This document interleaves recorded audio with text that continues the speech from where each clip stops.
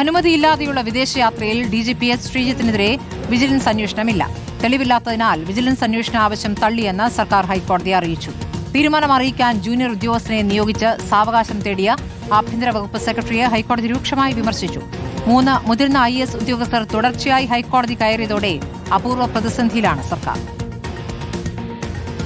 DGP S. ശ്രീജിത്തിനെതിരെ motor വാഹന വകുപ്പിലെ ഉദ്യോഗസ്ഥനായ ദിബിൻ എടവന നൽകിയ ഹർജിയിലാണ് സർക്കാരിന്റെ തീരുമാനം.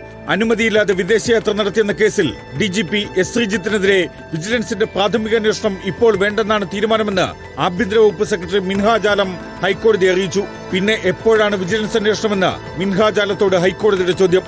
എന്തുകൊണ്ടാണ് ഉറച്ച തീരുമാനം ഇല്ലാത്തതെന്നും ഹൈക്കോടതി ചോദിച്ചു.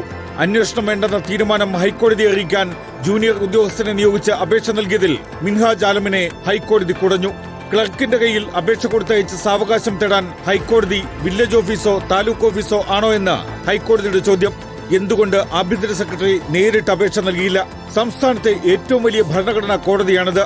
സംസ്ഥാന സർക്കാരിലെ ഏറ്റവും സുപ്രധാനമായ സ്ഥാനത്താണ് താങ്കൾ ഇരിക്കുന്നതെന്നും ആഭ്യന്തര വകുപ്പ് സെക്രട്ടറിയെ ഹൈക്കോടതി ഓർമ്മിപ്പിച്ചു.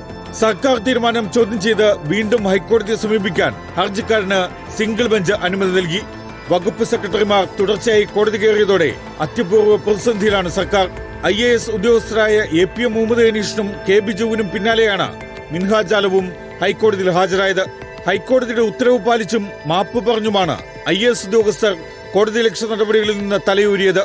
Legal desk reporter.